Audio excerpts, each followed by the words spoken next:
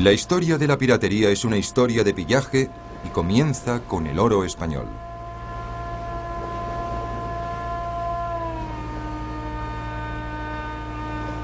Cuando Colón llegó al Nuevo Mundo en 1492, encontró una tierra llena de riquezas inesperadas.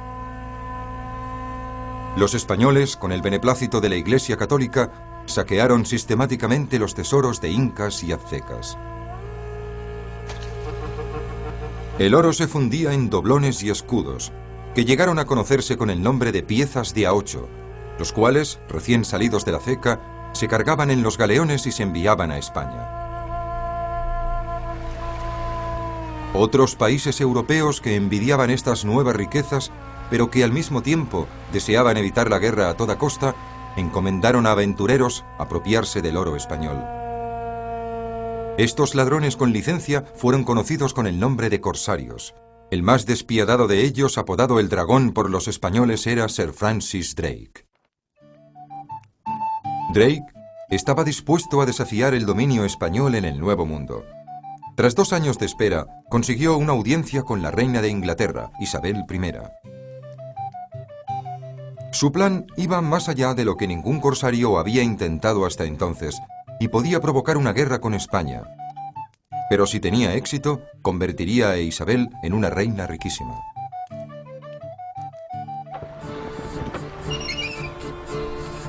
El 13 de diciembre de 1577, Francis Drake se hizo a la mar con su flota de 5 barcos. Mantuvo su destino en secreto incluso para su tripulación. Su misión era robar a los españoles, aunque los términos exactos utilizados por la reina eran ambiguos.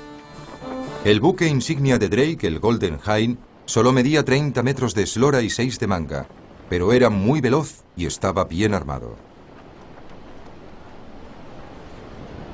Cuando una réplica exacta de este famoso barco se hizo a la mar hace algunos años, se pusieron de manifiesto inmediatamente las duras condiciones de la vida a bordo. En 1974, el capitán Adrian Small repitió el viaje del Golden Hind a través del Atlántico. Muy pronto, Small pudo apreciar los conocimientos de Drake como navegante. Tras cruzar el Atlántico, su paso hacia el Pacífico se veía bloqueado por una de las zonas marítimas más peligrosas del mundo, el Estrecho de Magallanes.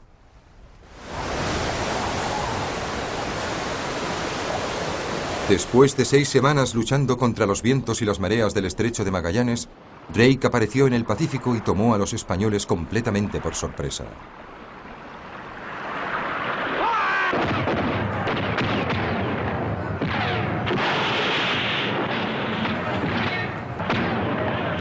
Drake ascendió por la costa de Sudamérica atacando a los galeones llenos de tesoros y saqueando las indefensas ciudades. Pronto supo que el barco más rico del Pacífico navegaba justo delante de él. Drake se apresuró a dar caza al poderoso buque conocido familiarmente con el nombre de Cagafuego, antes de que éste advirtiera su presencia. Tras 4 semanas de difícil persecución, finalmente logró divisar sus velas. El Cagafuego era el doble de grande que el Golden Hind. Para capturarlo, Drake lanzó un ataque sorpresa.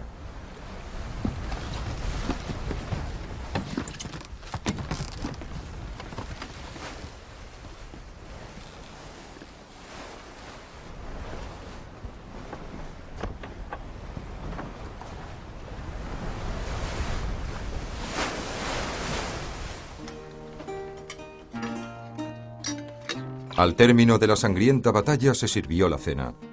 El invitado de honor era el capitán español derrotado. Mientras corría el vino, el Cagafuego fue despojado de sus riquezas.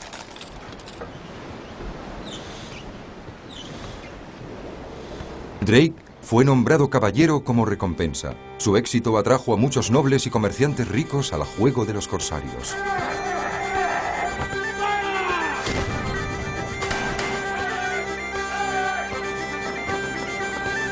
Solo en un año zarparon 1000 expediciones de corsarios. Sin embargo, para tener tanto éxito como Drake, los corsarios primero tenían que igualar su pericia como navegante. Haciendo mediciones con regularidad del ángulo del sol en el horizonte, Los piratas navegaban a través del Atlántico siguiendo una línea de latitud hasta que divisaban tierra. La parte más peligrosa del viaje llegaba cuando tenían que navegar por aguas poco profundas.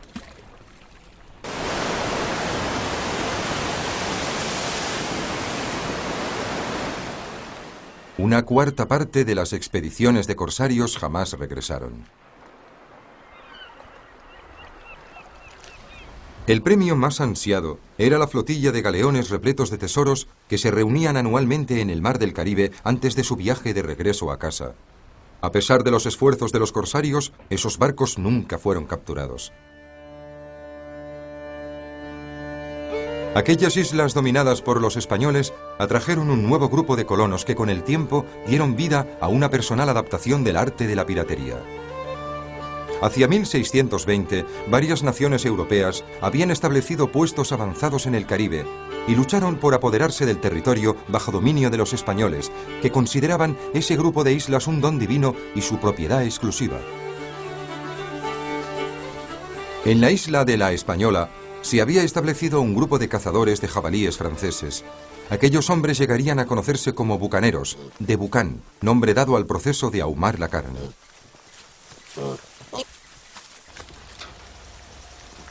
En aquella época, anterior a la invención del método de congelación, ahumar la carne era un valioso sistema de conservación que reportaba pingües beneficios. Aunque los galeones que pasaban compraban la carne de los bucaneros, a los españoles les molestaba la presencia de aquellos cazadores rebeldes y en 1630 les expulsaron de las montañas.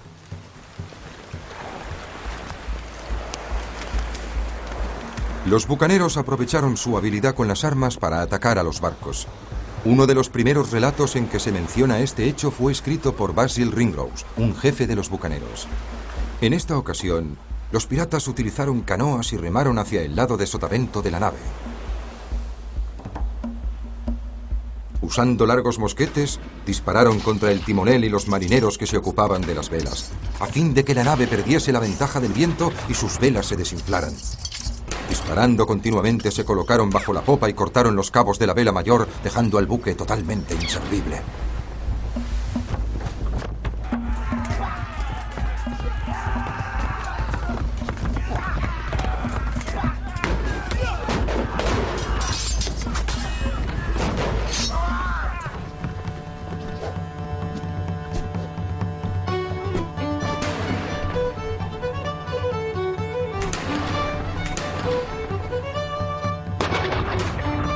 La táctica de los bucaneros era tan sencilla como eficaz.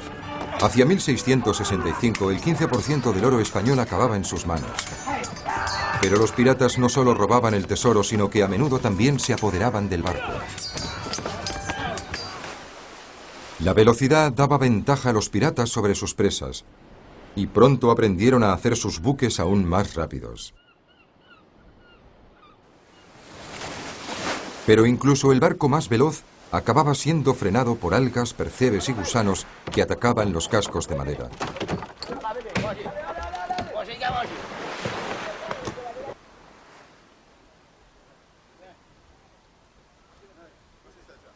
Entonces, como ahora, la única solución era llevar a un dique seco el barco y arrancar los gusanos y percebes, una operación llamada carenar.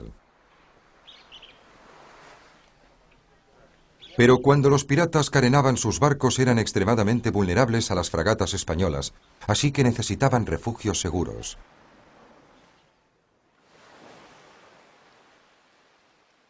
La base de los piratas más popular estaba en el corazón del Caribe, en la isla de Jamaica, donde los británicos habían establecido una colonia, Port Royal. Los primeros gobernadores de Port Royal ofrecían una compensación a cualquier asesino que ayudara a proteger la colonia del acoso de los españoles. Sin necesitar ninguna otra motivación adicional, bucaneros de todo el Caribe acudieron a la ciudad para participar en el saqueo de los tesoros españoles procedentes del Nuevo Mundo. Port Royal se ganó rápidamente la reputación de ser la ciudad del mal.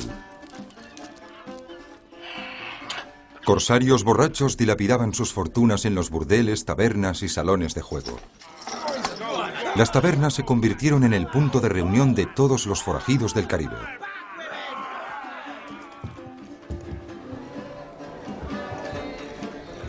Un predicador recién llegado de Inglaterra describió así lo que encontró. Puesto que la mayor parte de la población está formada por piratas, asesinos, prostitutas y algunos de los individuos más viles de todo el mundo, sentí que mi presencia era completamente inútil.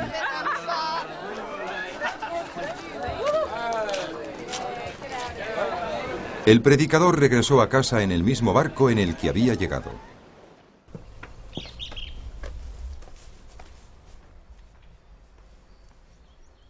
El hijo más famoso de Port Royal fue un galés. Llegó a la ciudad en 1665 y lograría unir a los bucaneros formando la fuerza armada más formidable que jamás había visto el Caribe. Su nombre era Henry Morgan.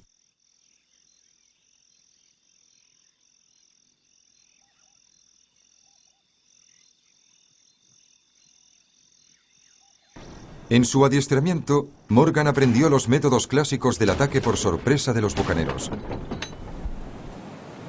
Tras desembarcar en una playa desierta, los bucaneros marchaban por tierra y entraban en las ciudades por la puerta de atrás. Les gustaba presentarse los domingos por la mañana, a primera hora, cuando los ciudadanos estaban en la iglesia.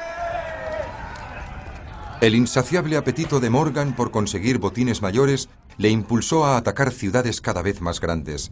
Pronto sus ojos se posaron en el premio codiciado por todos, Panamá, la joya del Imperio Español.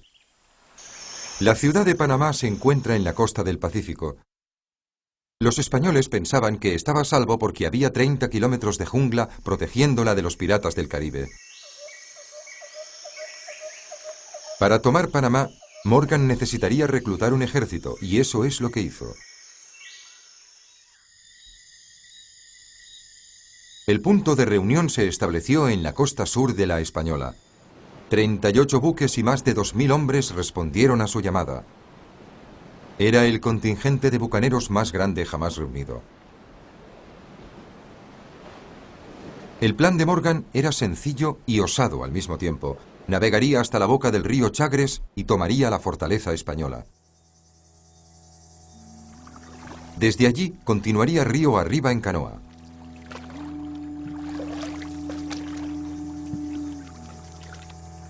La intención de Morgan era coger a los españoles completamente desprevenidos. Uno de los hombres que le acompañaron era Alexander Exquemelin, un cirujano holandés que mantuvo un diario de la campaña. A medida que avanzábamos río arriba, oímos indios aullando en la distancia y gritando: ¡Ah, perros, volved a la jungla! Ninguno de nosotros imaginaba los horrores que nos esperaban. La marcha a pie a través de la jungla fue penosa y extenuante.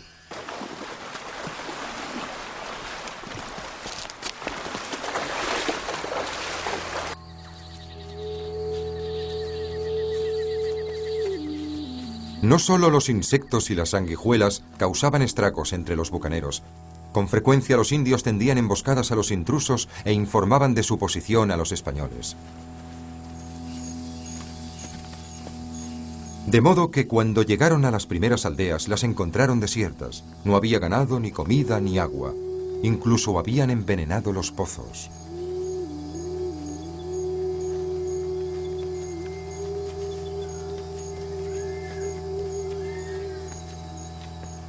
Los bucaneros estaban tan hambrientos que se vieron obligados a comerse sus propias botas.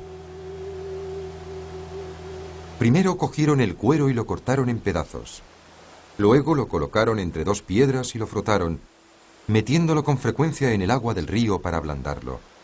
Finalmente rasparon el pelo del cuero, lo hirvieron, lo cortaron en pedazos más pequeños y se lo comieron, ayudándose de frecuentes tragos de agua. Los que nunca han salido de la cocina de su madre se preguntarán cómo estos piratas pudieron tragar y digerir esos pedazos de cuero.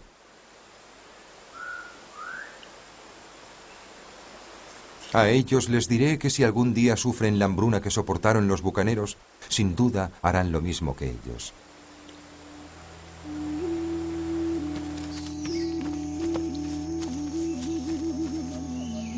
Tras 9 días y 30 kilómetros de marcha a través de la jungla, Los famélicos bucaneros llegaron finalmente a la gran llanura que se extiende ante la ciudad de Panamá. De los 2000 hombres de Don Juan, el gobernador de Panamá, solo había 300 soldados profesionales.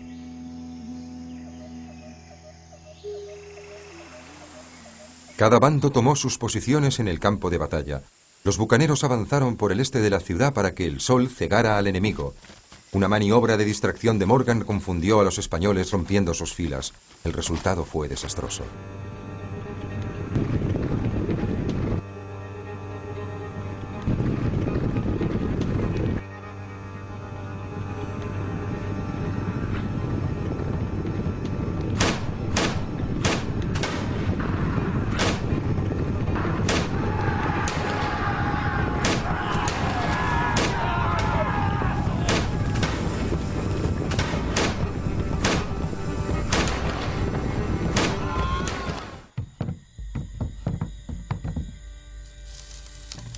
Don Juan estaba dispuesto a no dejar nada de Panamá a los piratas, quienquiera que fuese el que se apoderase de la ciudad. Ya se había escondido gran parte del tesoro y dio órdenes de destruir todo lo demás.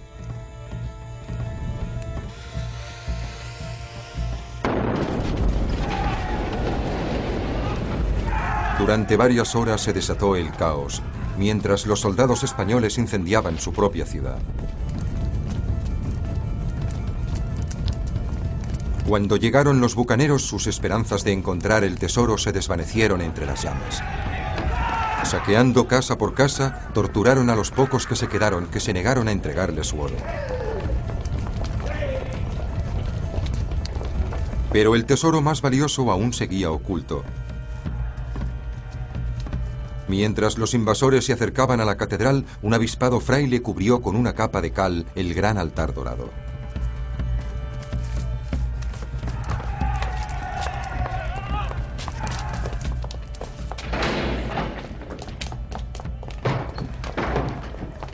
El altar todavía estaba húmedo, pero el truco funcionó y los bucaneros no vieron el mayor tesoro de todos. Sin embargo, el botín fue extraordinario.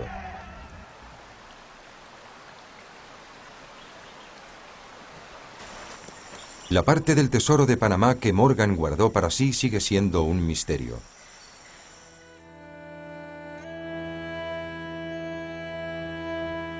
Según la leyenda, esta plata de la iglesia de Port Royal formó parte de su personal botín.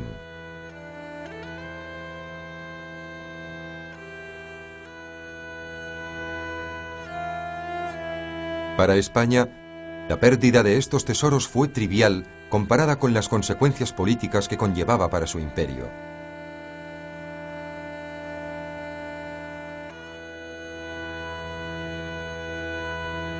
La reina de España lloró cuando se enteró del saqueo y la destrucción de Panamá. Como compensación exigió la cabeza del pirata Morgan. Los ingleses optaron por una solución diplomática. Para apaciguar a los españoles, Morgan fue arrestado y enviado a Londres. Pero cuando llegó, fue recibido como un héroe y mandado de nuevo a Jamaica con el título de Sir Henry Morgan, vicegobernador. Como representante del gobierno británico, se esperaba que Morgan arrestara a los muchos piratas que le habían ayudado a tomar la ciudad de Panamá. Pero Morgan no era un burócrata. Prefería irse a la taberna a beber con sus amigos y finalmente el alcohol y las juergas le pasaron factura.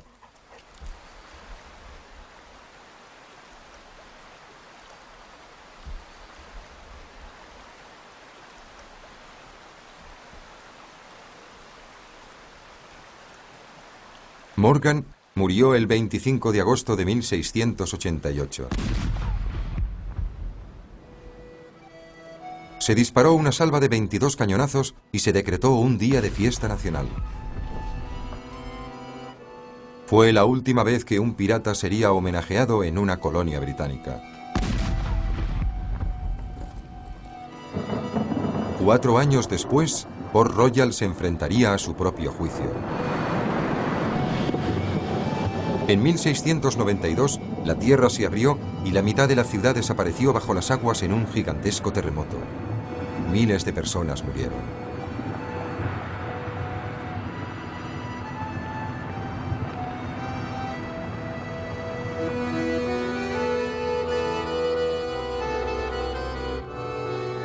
Hoy, las ruinas sumergidas de Port Royal son todo lo que queda de la ciudad más despiadada de la Tierra. Y los bucaneros, que tan importantes habían sido en la formación de las colonias británicas, fueron declarados forajidos. Pero la historia de la piratería no acaba aquí. A pesar de perder su licencia para saquear, los piratas encontraron otros puertos y continuaron siendo el azote de los mares. Los siguientes 30 años se conocerían como la época dorada de la piratería.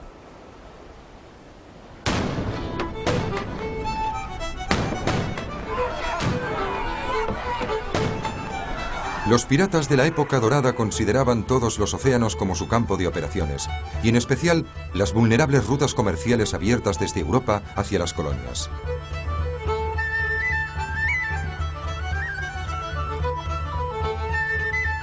Marfil y piedras preciosas de África.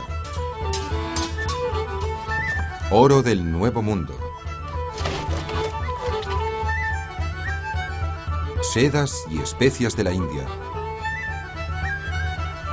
Todo cruzaba las aguas de los océanos en la panza de indefensos galeones, y los piratas sacaban el máximo provecho.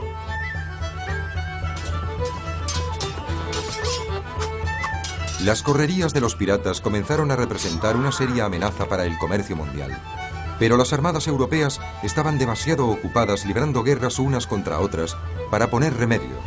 Consciente de ello, un viejo lobo de mar presentó una propuesta al gobierno británico. Su nombre era William Kidd. Kidd era un corsario retirado que vivía en Nueva York cuando obtuvo la autorización para dar caza a los piratas. El gobierno no sospechaba sus verdaderas intenciones. Antes de que pasaran 2 años, se convertiría en el pirata más célebre del mundo. La transformación de William Kidd de cazador de piratas en pérfido pirata comenzó en las tabernas de Nueva York, donde Kidd contrató a su tripulación. El trato que ofreció a esos hombres fue insólito. No habría pagas, solo una parte de todos los botines capturados. Si no había presa, no había paga.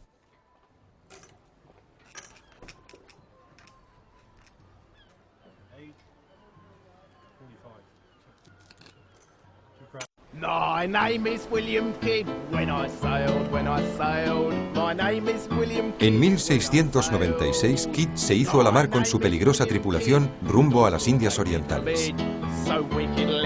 Las condiciones a bordo eran terribles, pero no eran peores que las de cualquier otro barco de esa época, como el ingenioso Samuel Johnson dijo una vez. Ningún hombre se convertirá en marino y se encerrará en una prisión si tiene suficiente ingenio, ya que estar en un barco es como entrar en una prisión, que además se puede hundir. Un hombre en la cárcel tiene más espacio, mejor comida y normalmente mejor compañía. Después de 3 meses de penosa singladura sin haber divisado ningún barco pirata, la tripulación de Kidd comenzó a dar señales de amotinamiento. Cuando un hombre se quejó abiertamente delante de él, Kidd perdió los nervios. El artillero en cuestión, William Moore, murió 2 días más tarde. Kidd sabía que su tripulación estaba al borde del motín, pero la fortuna finalmente le fue favorable. En el horizonte vieron un mercante desarmado procedente de las Indias, el tipo de nave que supuestamente Kidd debía proteger de los piratas. Kidd advirtió que el mercante Queda navegaba bajo la bandera francesa por conveniencia. Puesto que Inglaterra y Francia estaban en guerra, pensó que era una presa técnicamente legal y decidió acercarse a él. Su siguiente acción sellaría su destino. El cazador de piratas se convirtió en un pirata. En sus bodegas había una gran cantidad de tesoros, desde sedas hasta piedras preciosas.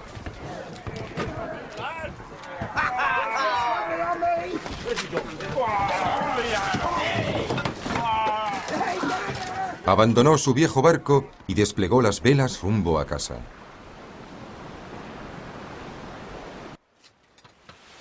Cuando los mercaderes de las Indias descubrieron el robo de Kidd, amenazaron con bloquear todo comercio con Gran Bretaña hasta que Kidd fuera llevado ante la justicia. Esta amenaza fue suficiente para firmar la sentencia de muerte de Kidd.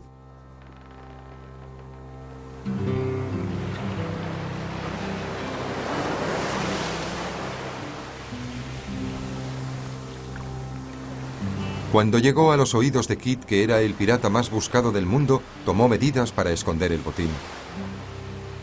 Y así nació la leyenda del tesoro perdido del Capitán Kidd.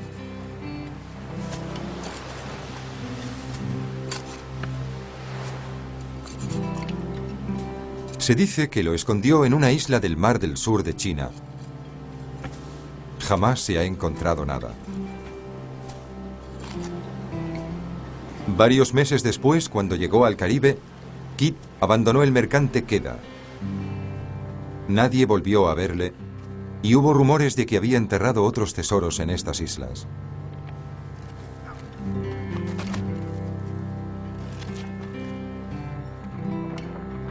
En otoño de 1699, se le vio de nuevo a bordo de un pequeño balandro en el estuario de Long Island. Aquí, en las Islas Gardiners, es donde se ha encontrado el último de sus tesoros enterrados. Pero Kidd no regresaría a las Islas Gardiners. Fue arrestado y enviado a Londres para ser juzgado. El tesoro recuperado se usó para pagar a los inversores de la malograda expedición. Hoy solo se conserva una pequeña parte de ese tesoro.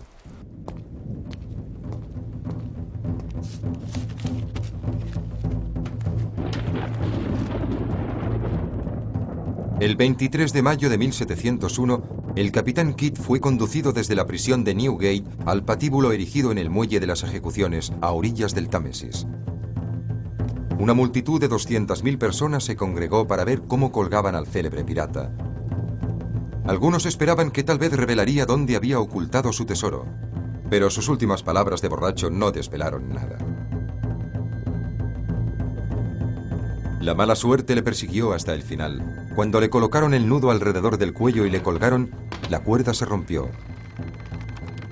El capitán Kidd tuvo que ser colgado 2 veces. Su cadáver se untó con grasa y se dejó colgando en la entrada del Támesis durante 4 años. Una advertencia para los barcos que pasaban por allí. Aquel era el precio que se pagaba por convertirse en pirata. Pero en la Inglaterra del siglo XVIII podían ejecutarte por robar un pollo.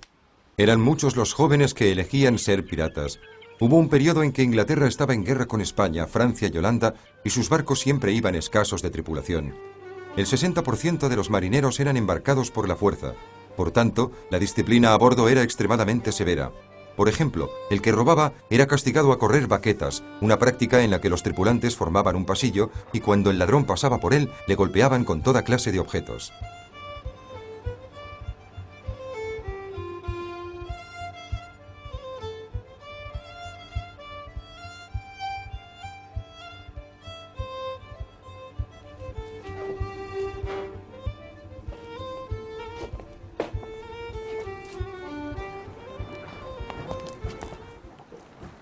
Ofensas más graves se castigaban con la flagelación. Un marinero sentenciado a ese castigo recibía el placer añadido de hacer el gato de 9 colas que sería utilizado para fustigar al reo. En la Armada, la flagelación solía tener lugar los domingos, después del servicio religioso. La tripulación del barco se reunía en la cubierta para presenciar el espectáculo, que podía prolongarse durante 1 hora. Era un buen modo de controlar ese 60% de la tripulación que no quería estar allí, para que aprendiesen dónde estaban los límites, como los niños revoltosos.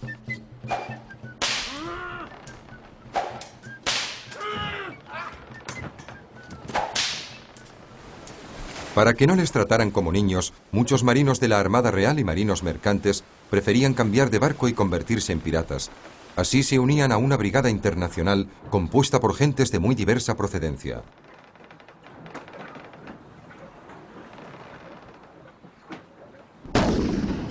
Algunos de los botines más valiosos capturados por los piratas eran los galeones de esclavos.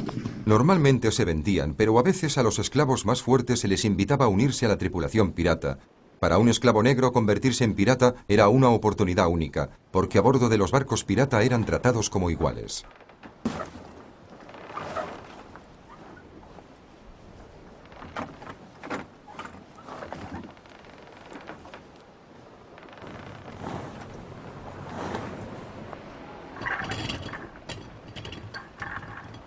El principio de igualdad era fundamental en el gobierno de los barcos piratas.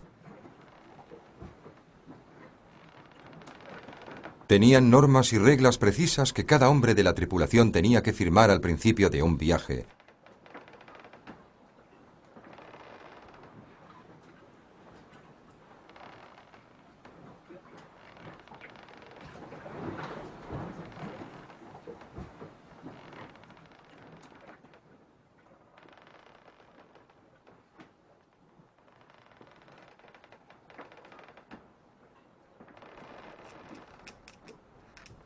Para conseguir una fortuna semejante, los piratas navegaban en los mares más ricos del mundo. El Caribe era el terreno de caza perfecto para los piratas.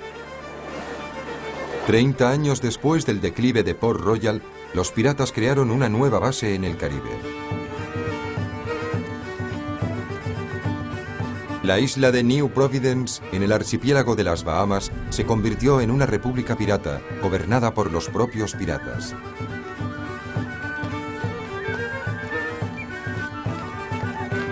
Aquí se reunieron algunos de los forajidos más temidos del mundo. Muchos fueron inmortalizados por el capitán Johnson, que escribió la primera historia sobre los piratas. Uno de los más célebres piratas fue una joven arpía, Anne Bonny. Bonny era la hija ilegítima de un procurador y había deshonrado a su padre huyendo con un marinero.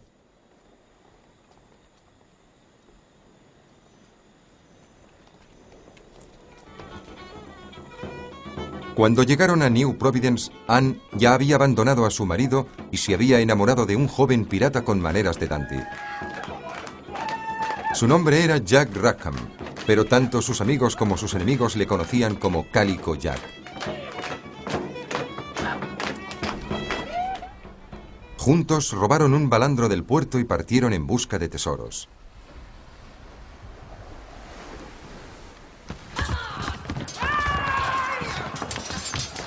A los pocos días la fortuna les salió al encuentro y atacaron un mercante holandés que se dirigía a Jamaica. La única persona que sabía hablar inglés a bordo era un delicado joven que enseguida atrajo la atención de Anne. El nombre de ese chico era Mary Read. Read también era hija ilegítima y había sido criada como un niño por su madre para lograr el apoyo financiero de su padre. A los 13 años su madre la empleó como criado de una dama francesa.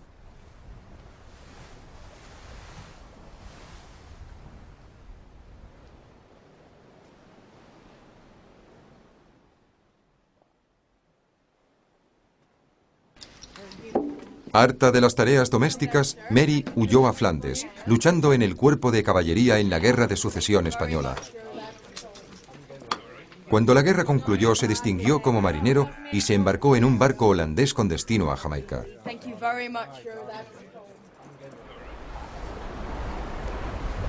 ¿Cómo logró Mary Read ocultar su verdadera identidad en un pequeño barco lleno de hombres?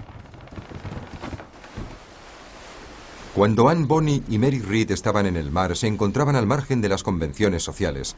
Los hombres las aceptaban como iguales y aprendieron a respetar su ferocidad en el combate. Cuando finalmente fueron capturadas por una fragata inglesa, sus compañeros se refugiaron en las bodegas, dejando a las dos mujeres solas en cubierta, luchando como demonios.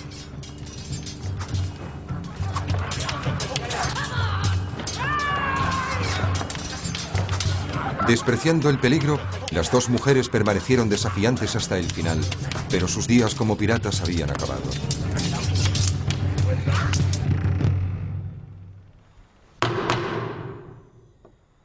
Por tanto, las mencionadas Mary Read y Anne Bonny, alias Bon, planearon junto con Jack Rackham asaltar y robar.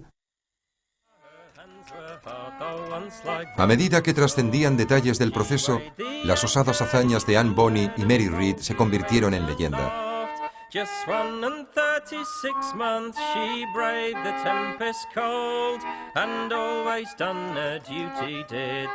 Testigos aterrorizados se presentaron para declarar en contra de las dos mujeres.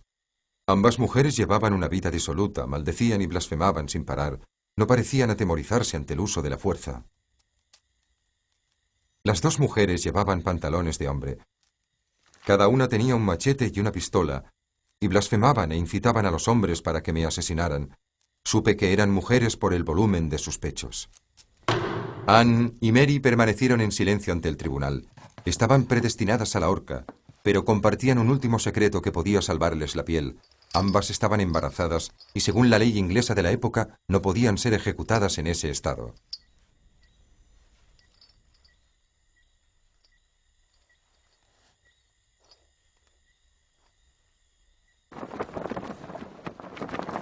Las vidas de las mujeres pirata pasaron al folclore, mientras en el Caribe las cosas continuaban como siempre.